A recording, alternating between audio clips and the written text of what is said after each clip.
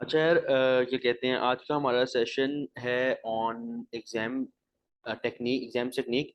ये session Facebook पर भी है और जूम पर भी है। बेसिकली फेसबुक वाले स्टूडेंट्स जो देख रहे हैं और जो जूम वाले देख रहे हैं, जो भी स्टूडेंट्स देख रहे हैं, अगर क्या कहते हैं, फेसबुक पे किसी ने मैसेज करना है तो मैंने फेसबुक के साथ लिंक दिया हुआ है, वहाँ पे आप जाके चैट ओपन कर सकते हो। और अगर जूम पे किसी ने पूछना है तो जूम के अंदर चैट का ऑप्शन है, वहाँ पे आप इजीली क्वेश्चंस पूछ सकते हो।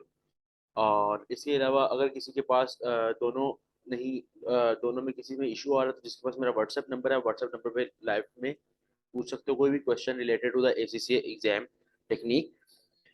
तो स्टार्ट करते हैं अपना सेशन। बेसिकली आज का सेशन खास फाउंडेशन के स्टूडेंट्स के लिए। और फाउंडेशन को आज, जैसे कि आपको पता है कि पहले 7 एग्जाम्स जो कि एसीसी के अंदर होते हैं, स्टार्टिंग फ्रॉम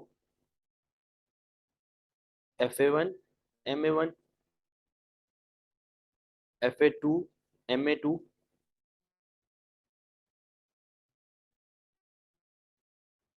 और FBT, FMA और FFA। और सबसे पहले मैं बताता चलो भाई, राइटिंग और स्पेलिंग अपने अपने एज यूजुअल जो मैं सबको हमेशा बताता हूँ। तो ये जो पहले 7 एग्जाम्स हैं जो कि रिलेटेड टू क्या कहते हैं, फाउंडेशन है, इससे रिलेटेड मैं बताने लगा हूँ। क्योंकि इन हाथ 7 एग्जाम्स की टेक्निक जो है वो अलहदा है। उससे अगले एग्जाम्स की टेक्निक्स का अपना हिसाब है, वो अब वहाँ ना जाओ। Obviously you were be off the session off, you were be off foundation, तो आगे जाने की जरूरत नहीं है। फिलहाल अभी जहाँ पे हो उतना ही सोचो। तो सेशन हमारा आज आज का ये है कि एग्जाम्स जब हम दे रहे होते हैं, होता पता है कि यार मैंने मेरे पास कुछ जेन में कुछ क्वेश्चंस जो कि स्टूडेंट से मुझसे पूछे, या फिर पेपर फेल करने के बाद खास तौर पे जो स्टूडेंट्स का जो एक्सपीरियंस और पेपर पास करने के बाद जो स्टूडेंट्स का एक्सपीरियंस है, ऑब्वियसली काफी सालों से पढ़ा रहा हूँ, तो ये चीज अब बहुत ज्यादा इस चीज को टेस्ट करने को मिलता है, मतलब समझने को मिलता है कि अच्छा यार ये डिफरेंसेस हैं। तो वो सारे आपके साथ शेयर इसलिए कर रहा हूँ कि आप वो गलतियां ना करो, और आपने अगर अच्छे नंबर्स लेने तो आप किन किन चीजों पे, किन किन चीजों को फॉलो अप करो। सबसे स्टार्ट पे पहले हम एग्जाम से रिलेटेड बात करते हैं। देखो यार, जब स्टूडेंट एक एग्जाम्स की तरफ जाता है ना, जब भी एक स्टूडेंट, एक बात सुनो, मैं आपको एक मेन जो मुझे सबसे ज्यादा खतरनाक पॉइंट जो लगता है वो ये होता है। एक एक होता है स्टूडेंट जो होता है वो पढ़ता नहीं। फॉर एग्जाम्पल एक स्टूडेंट जिसने, उसकी प्रिपरेशन जो है वो बिल्कुल जीरो है, उसका एग्जाम में फेल होना ओके है, क्योंकि भाई वो जिसने पढ़ा ही नहीं है उसका एग्जाम में फेल होना नॉर्मल है, क्योंकि उसने पढ़ा ही नहीं। लेकिन एक होता है जो प्रिपेयर करता है और फिर एग्जाम में फेल हो जाता है। प्रिपेयर करके एग्जाम में फेल होना, ये आज के दौर में, मतलब कि तकरीबन जब से मैंने पढ़ाना शुरू, उससे पहले भी होगा ऑब्वियसली, मेरे एक्सपीरियंस में गुजरा है, ये मेरे सामने जो केसेस आए हैं, सबसे ज्यादा खतरनाक केसेस ये होते हैं कि स्टूडेंट अपनी तरफ से तैयारी पूरी करता है, समझता है चीजों को, कॉन्सेप्ट्स भी होते हैं, पेपर में बैठ के फेल हो जाता है। और मजे की बात क्या है, मजे की बात ये है कि प्रिपरेशन करके एग्जाम देने वाला मैंने देखा है 70 to 80%, 45 से 50 के दरमियान फेल होता है। 45 से 50 के दरमियान। रीजन क्या है, उसको आता भी होता है और वो एक जगह लैग भी कर रहा होता है। मैं आपको, आप यकीन करो कि अगर आप लोगों को लगता है ना, आप में से किसी को भी ऐसा लगता है ना कि आपने 100% तैयारी कर ली है, फिर आपके 100% मार्क्स क्यों नहीं आते? 80% क्यों आते हैं? 60% क्यों आते हैं? 40% क्यों आते हैं? एज्यूम करो जो जिनके कम आए, कम आते हैं, और 100% क्यों आते हैं? ये जो क्लासेस हैं ये क्यों बनती हैं? हालांकि टीचर उस क्लास में पढ़ा रहा है, ठीक है, हर स्टूडेंट भी पढ़ रहा है, और पढ़ने वालों की जो कि प्रेपरेशन नहीं करते भाई, वो तो लॉजिकल है ना, ये इसको इसके ऊपर मैं डिस्कस कुछ भी नहीं कर सकता। जो पढ़ते ही नहीं है फिर पास नहीं करते, वो तो डिस्कशन ही नहीं है। हमारी डिस्कशन उन स्टूडेंट्स पे जो सीरियस है अपने साथ, फिर भी उनके साथ मार्क्स, ये सेशन सिर्फ फेलियर्स के लिए नहीं है, ये सेशन उनके लिए भी है जो चाहते हैं कि हम 60-70 अचीव करें, तो we want to achieve 90 plus, उनके लिए भी है। तो यार यहाँ पे कुछ वजूहात मैं रखूंगा कि टेक्निक, बेसिकली टेक्निक मैटर करती है यहाँ पे। बेसिकली मेन चीज जो मैटर करती है वो टेक्निक है। और टेक्निक को इंसान समझ रहा हो, तुम लोग समझ रहे होगे, मे भी तुम में से कोई समझ रहा हो कि शायद चैप्टर्स, इंपॉर्टेंट चैप्टर्स करना नहीं, वो तो एक अलहदा चीज है। वो इंपॉर्टेंट चैप्टर्स का होना ना होना, सारे चैप्टर्स करने हैं या सिर्फ इंपॉर्टेंट करने हैं, ये एक अलहदा पॉइंट है। मेजर पॉइंट ये है कि जब तैयारी कर ली है, एग्जाम में बैठ गए हो, उस वक्त टेक्निक लगाना, उस वक्त टेक्निक को फॉलो करते हुए पेपर को पे मैक्सिमम मार्क्स अचीव करना। क्योंकि तुम में फाउंडेशन में सारे तुम लोगों को पता है कि 100 मार्क्स का जो एग्जाम है तुम लोगों ने बैठना और 50 मार्क्स अचीव करने हैं, और 50 मार्क्स इस तरह नहीं कि तुम लोगों का बाद में रिजल्ट आना है, तुम लोगों ने बैठना है कंप्यूटर के ऊपर और कंप्यूटर के बाद तुम लोगों का उसी वक्त रिजल्ट आ जाना है। ठीक है। सबसे बड़ा प्रेशर इंसान का यही होता है कि मैं जाऊंगा, मैंने पेपर देना और उसी वक्त रिजल्ट आ जाना है। वो सोच कि भाई मैं जाऊंगा मेरे साथ कुछ बुरा ना हो जाए, सबसे बड़ा प्रेशर तो वहीं बिल्ड हो जाता है कि भाई उसी वक्त रिजल्ट आ जाए। जब रिजल्ट और पेपर की तरह कुछ दिन होते हैं इंसान के, अच्छा यार ठीक है 2-4 दिनों बाद रिजल्ट आएगा। जैसे आई कैप के अंदर जैसे हमारे एसीसी की नेक्स्ट पेपर है जिसमें 40 डेज के बाद क्या कहते हैं रिजल्ट आता है।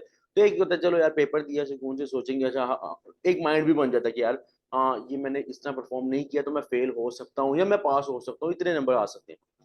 बट फाउंडेशन के अंदर पहला प्रेशर वहीं बिल्टअप हो जाता है जब तुम लोग सोचते हो कि यार अच्छा क्या कहते हैं हमने बैठना एग्जाम के अंदर, और एग्जाम के अंदर बैठ के हम लोगों को जो रिजल्ट आना है वो हमारे उसी वक्त आ जाना है।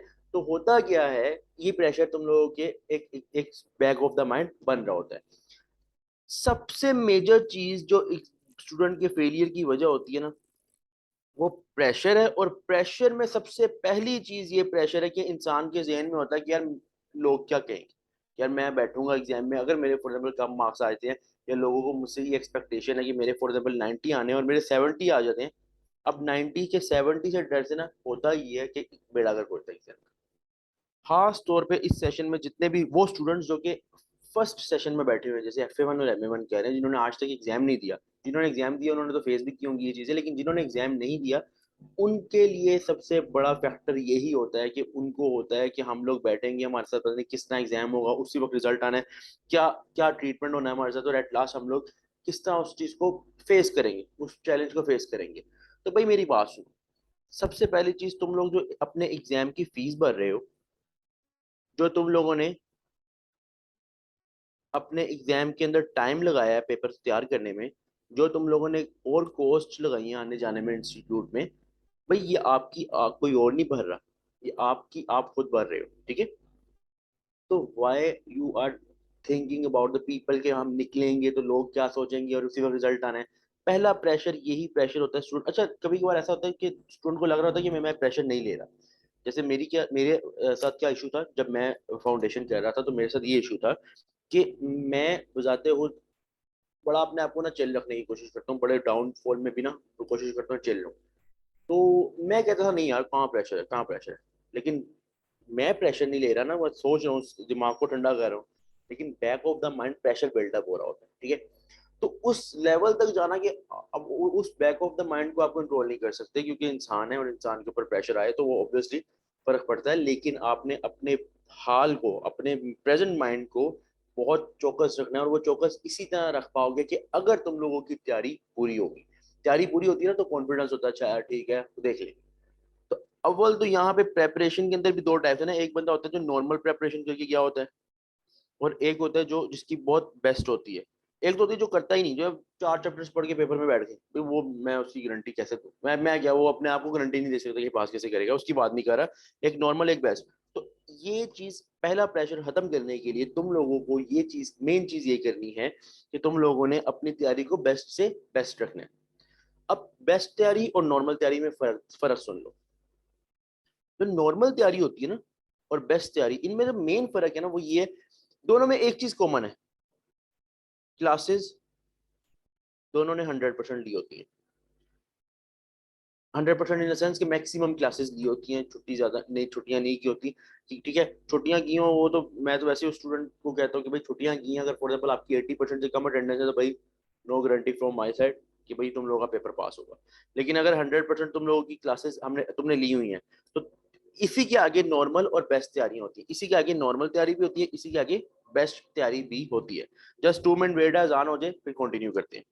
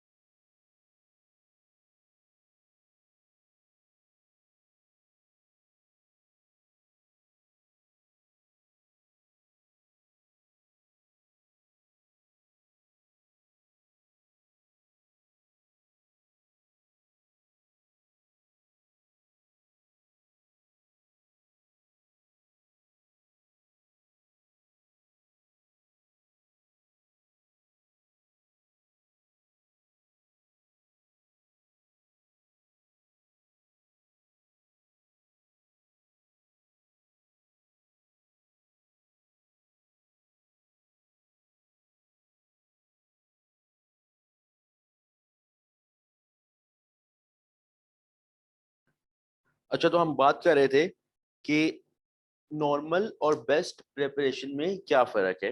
ठीक है, अब देखो यार, तुम लोग for example classes 100% low. Normal तैयारी में 100% क्लासेस आती हैं और बेस्ट में भी 100% तैयारी क्लासेस आती हैं। मतलब क्लासेस का 100% होना इज नॉट द साइन कि तुम पेपर पास करोगे। दोबारा सुन लो, क्लासेस का 100% होना इज नॉट द साइन कि तुम पेपर पास करोगे। अच्छा, क्लासेस का 100%, सर हम रोज क्लासेस लेते हैं, हम रोज आपकी क्लास में आते हैं और क्लास लेते हैं और चल जाते हैं और घर में सोचते हैं भाई रोज की तैयारी हो रही है। भाई क्लास की प्रेप, क्लास में आना, क्लास में प्रेजेंट होना इज नॉट द प्रेपरेशन। ये तुम जस्ट प्रेजेंट हो रहे हो क्लास में और तुम कॉन्सेप्ट सीख रहे हो। असल चीज ये है कि तुम प्रैक्टिस कितनी कर रहे हो। असल चीज ये है कि तुम्हारी अपनी प्रैक्टिस कितनी है। तुम यकीन करो, कल परसों परसों जब मैं कॉलेज से वापस आ रहा था, परसों मैं कॉलेज से वापस आ रहा था, तो मुझे रास्ते में एक स्टूडेंट कॉलेज के पास बाहर ही मिला और वो मुझे बोला कि सर मैंने ना इस तरह, मैं यहाँ पे एग्जाम देने आया हूँ। तो मैंने कहा अच्छा, कहते हैं बेसिकली वो पहले बोला कि सर आप एहसन जुबैर है। मैंने कहा हाँ। मैंने कहा मैंने आपके ना यूट्यूब से ना ये टेक्निक सीखी है कि एग्जाम किस तरह पास करना है। तो मैंने कहा क्या सीखा तुमने ना। तो मुझे बोला, कहता कि आपने हमें बोला कि बार बार प्रैक्टिस करो। नॉलेज का 100% होना गारंटी नहीं है कि तुम पास करोगे पेपर, क्योंकि तुम वहां पे नॉलेज देने नहीं जा रहे, तुम एग्जाम देने जा रहे हो। तो एग्जाम इज समथिंग एल्स। हाँ, मैं तुम्हें बिठा लूं सामने में, तुमसे कॉन्सेप्ट पूछूं, तुम्हारे कॉन्सेप्ट अच्छे हैं, तुम नॉलेज में अच्छे हो, लेकिन तुम एग्जाम्स पास कर रहे हो या नहीं कर रहे, वहां पे एग्जाम टेक्निक चलती है, वहां पे नॉलेज टेक्निक नहीं चलती। नॉलेज नहीं चलता वहां, नॉलेज प्लस एग्जाम टेक्निक चलती है। तो मैंने उसे पूछा, तो उसने कहा मैंने प्रैक्टिस पे ही ज्यादा फोकस किया कि कुछ ऐसे टॉपिक्स भी थे जो मेरे नॉलेज वाइज इतने पक्के नहीं थे, लेकिन मैंने बाकी जितने भी क्योंकि सेल्फ स्टडी कर रहा था वो लड़का, तो उसने कहा कि मैंने बाकी जितने भी टॉपिक्स किए उसकी मैंने प्रैक्टिस 2 या 3 मरतबा हर किट में से, जो आपकी किट होती है AFT लेवल पे, उसमें से की है। तो मैं पास हो गया और काफी अच्छे मार्क्स 90+ पे पास हुआ। तो रीजन क्या है कि भाई क्लासेस का 100% होना इज नॉट द गारंटी। ठीक है, इसका मतलब ये नहीं भाई तुम कल से क्लासेस छोड़ना शुरू कर दो, ऐसा नहीं है। क्लासेस का 100% होना प्लस तुम्हारी एक्सटेंसिव प्रैक्टिस होना। अब एक्सटेंसिव प्रैक्टिस का मतलब ये नहीं है कि तुम अपने सामने 5,000 MCQ लेके सुबह से लेकर रात तक बैठे हो। नहीं, ओवरलोड प्रैक्टिस भी नहीं जरूरी। एक होती है ओवर प्रैक्टिस, एक होती है सफिशिएंट प्रैक्टिस। तुम्हारे लिए सफिशिएंट प्रैक्टिस बहुत है, मतलब एक एक खास लेवल तक प्रैक्टिस बढ़ी। जिस तरह तुम लोगों को पता है कि तुम लोगों की 2 किट्स हैं। एक तुम लोगों की कैप्लन किट है जो कि मैं फॉलो करता हूँ नॉर्मली क्लासेस में, एक होती है BPP किट। BPP किट, ठीक है, ये दोनों किट्स हैं। ऑन एन एवरेज 12, 13, 15 MCQ एक चैप्टर में, कहीं पे 20, कहीं पे 25, कहीं ज्यादा भी MCQs हैं चैप्टर वाइज। ठीक है, तुम एक क्लास में मैं कराता हूँ कैप्टन। ठीक है, तुम्हारा काम ये कि जब कोर्स पूरा हो जाए, जब एग्जाम पास आने वाले महीना रह के एग्जाम में, तुमने BPP स्टार्ट करनी है और उस महीने के अंदर BPP करनी है। जो भी रेलिवेंट टीचर, तुम में से मुझे नहीं पता कौन कौन किस टीचर से पढ़ रहे हैं। ठीक है, जिस जिस भी टीचर से पढ़ रहे हो, जिस भी टीचर से पढ़ रहे हो, जो भी किट वो फॉलो करे, अगर फॉर एग्जाम्पल वो BPP फॉलो कर रहे हैं, तो आपने क्या करना है, एट लास्ट जब आखिरी महीने में, अव्वल तो मैं अपने स्टूडेंट्स को आखिरी महीने में जब सेशन होता है तो मैं यही कोशिश करता हूँ कि BPP का रेकमेंड करना शुरू कर देता हूँ। ठीक है, तो आप लोगों ने भी यही करना है कि अगर फॉर एग्जाम्पल आपका टीचर बोले या ना बोले, आपने दूसरी किट करनी है। 2 किट्स का मतलब ये है कि एक चैप्टर्स के आपने 50 एक MCQs किए हुए हैं। एक चैप्टर के 50 MCQs बहुत है, बहुत है तैयारी करने के लिए। मतलब 5-5 हजार, 10-10 हजार MCQs करने की जरूरत नहीं है। वो एक्सटेंसिव प्रैक्टिस का मतलब सफिशिएंट प्रैक्टिस इतनी हो कि कल को तुम्हें, तुमसे कोई भी नॉलेज पूछे, कोई भी MCQ पूछे, तो तुम्हें उसका नॉलेज और तुम्हें उसकी टेक्निक पता हो। ठीक है, अब इसका मतलब यहाँ पे हमने एक चीज सीखी है कि क्लासेस में आना सिर्फ मैटर नहीं करता, क्लासेस में आना सिर्फ मैटर नहीं करता, उसके साथ प्रैक्टिस होना भी मैटर करता है। अब प्रैक्टिस के अंदर 2 किस्म की प्रैक्टिस है, एक होती है ओवर, एक होती है सफिशिएंट। मैंने कहा सफिशिएंट करनी है। अब सफिशिएंट के अंदर सुनो, कुछ स्टूडेंट्स होते हैं थोड़े से माशाल्लाह महाराजे बंदे होते हैं। उनको लगता है सर ना बड़े चलने, मतलब मैं अब एक पॉइंट बता रहा हूँ कि मेरा पढ़ाने का अंदाज ये है कि मैं थोड़ा मजाक और सब कुछ साथ साथ चल रहा होता है। स्टूडेंट को लग रहा होता है कि शायद सब्जेक्ट इतना होला है कि सर मजाक में पढ़ा रहे हैं या कोई बात कर रहे हैं दरम्यान में और हंसा रहे हैं और इस तरह, या एक माहौल इस तरह मेंटेन रखने के लिए स्टूडेंट को लगता है हाँ ठीक है हो जाएगा। नहीं होता। मजाक अपनी जगह, स्टडीज अपनी जगह होती है। अगर तुम्हें जिंदगी में तुम्हारी, क्योंकि हर बंदे की नेचर अपनी है, मेरी नेचर ये है कि मैं थोड़ा मजाक करता हूँ पढ़ते वक्त भी और पढ़ाते वक्त भी, दोनों ये कि थोड़ा उसको चिल लेके चलता हूँ। कुछ होते हैं जो कहते हैं नहीं बिल्कुल सीरियस होना चाहिए, अपनी अपनी नेचर है, किसी की नेचर को मैं ये नहीं कह रहा गलत है, हर कोई अपनी अल्लाह ताला की तरफ से है।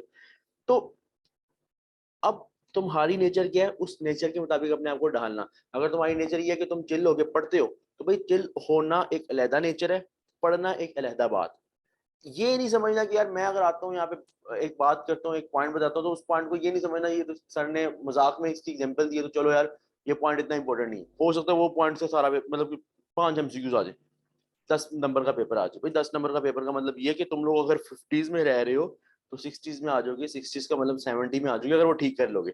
तो किसी कॉन्सेप्ट को, जो कॉन्सेप्ट टीचर बताए, तुमने उसको ये नहीं समझना कि यार ठीक है क्या कहते हैं ये सर ने तो इस तरह बताया तो हम लोग इसको इस तरह क्या कहते हैं इतना कोई बड़ी बात नहीं है, ये तो नॉर्मल सर ने एक एग्जांपल दिया है। जबकि ये पॉइंट्स आपको पता है कब आते हैं?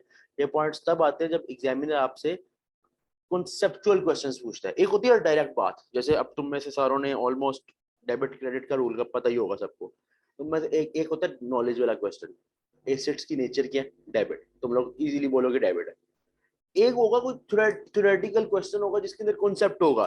ठीक है, तो प्रैक्टिस के अंदर दो किस्म के क्वेश्चन आएंगे, एक होते हैं नॉलेज वाले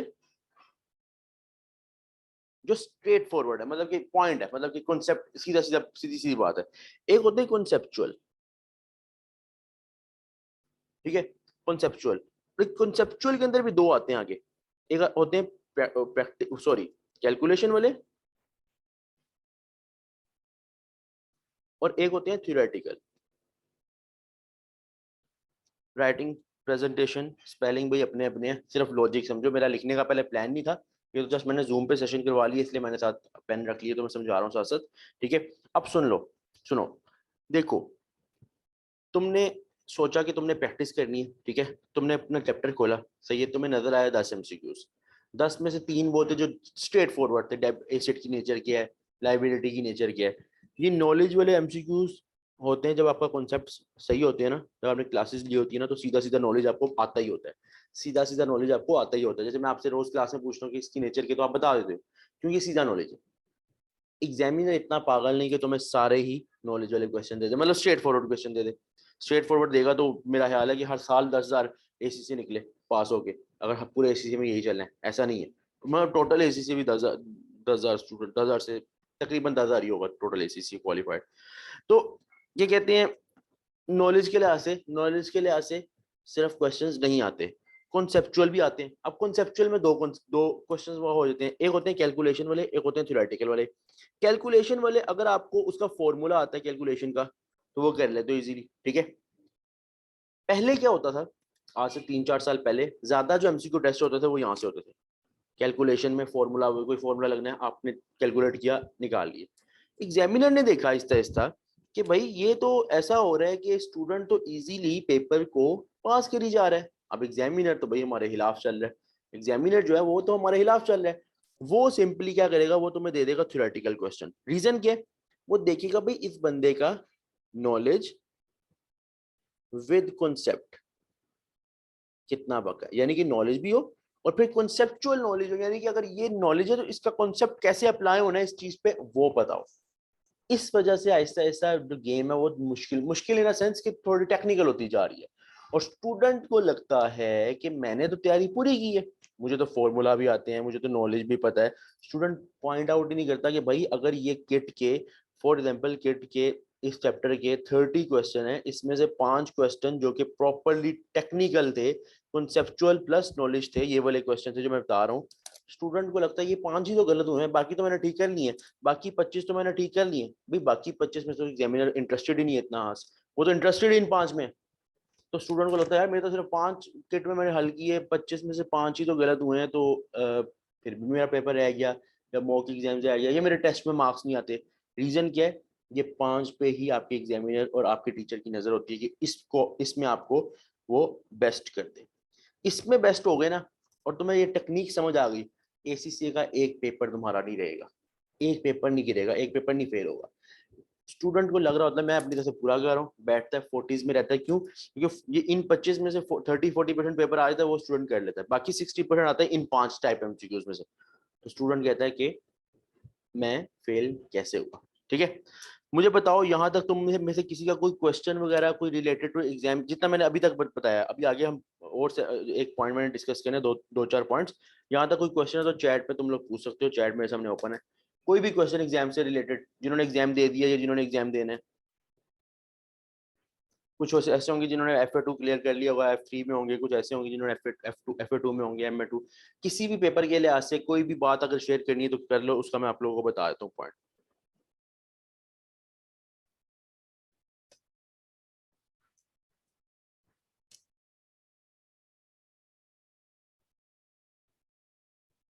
चैट के अंदर लिख दो, क्योंकि मैंने हेडफोन कनेक्ट नहीं किया, वो चैट के अंदर लिख दो, क्वेश्चन पूछ लो।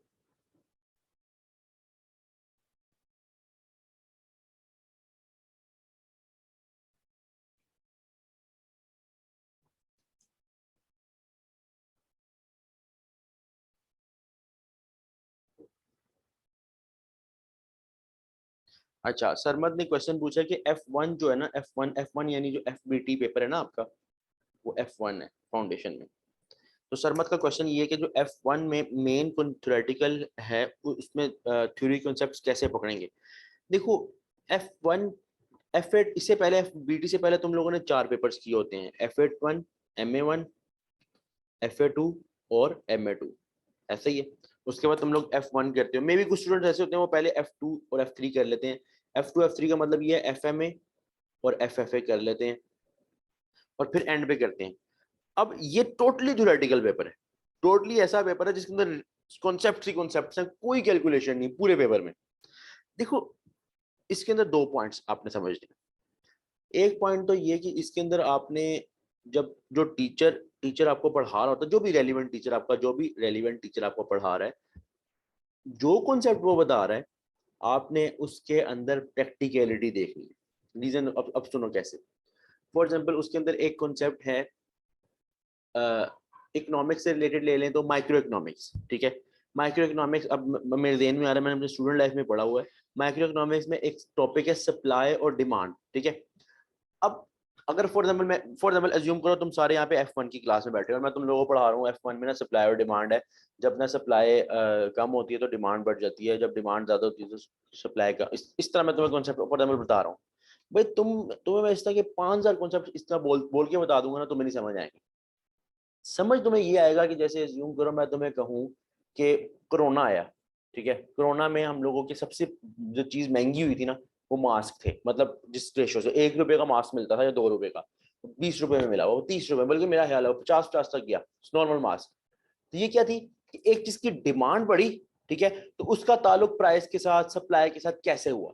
जब मैं तुम्हें प्रैक्टिकल होके बताऊंगा तुम्हें टॉपिक का, की समझ आएगी। अब ये तो मेन बेसिक चीज थी। अब तुम लोग अगले चैप्टर में जाओ, जैसे एक तुम लोगों का चैप्टर है कॉर्पोरेट गवर्नेंस, जिसमें कंपनी के बारे में बताया गया है कि कंपनी में ये लेवल्स हैं, CEO का लेवल होता है, CFO का लेवल है, एग्जीक्यूटिव डायरेक्टर्स हैं, NEDs हैं, ये सारा कुछ तुम्हें बताया जा रहा है। तो भाई अगर तुम्हें कोई ऐसे बता देना कि इस तरह ये कॉर्पोरेट कंपनी बनती है, कंपनी के अंदर एक CEO अपॉइंट होता है, स्ट्रेट फॉरवर्ड तुम्हारे दिमाग में कैसे जाएगा। तुम तो पहला पेपर थ्योरेटिकल पढ़ रहे हो और वो भी बिजनेस का पेपर पढ़ रहे हो। पहले अकाउंटिंग के पढ़ते हो, ये बिजनेस का पेपर है।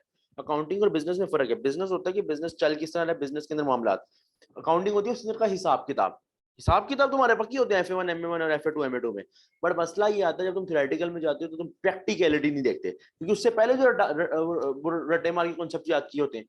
और अव्वल तो वहां पे भी मेरी कोशिश होती है कि कोई चीज रटाना लगाओ तुम लोग, ठीक है। वहां पे कॉन्सेप्ट बताता हूँ मैं, लेकिन होता ये है कि स्टूडेंट ने उसको इस तरह प्रिपेयर किया होता है कि यार ये स्ट्रेट फॉरवर्ड चीजें जेन में डाल ली।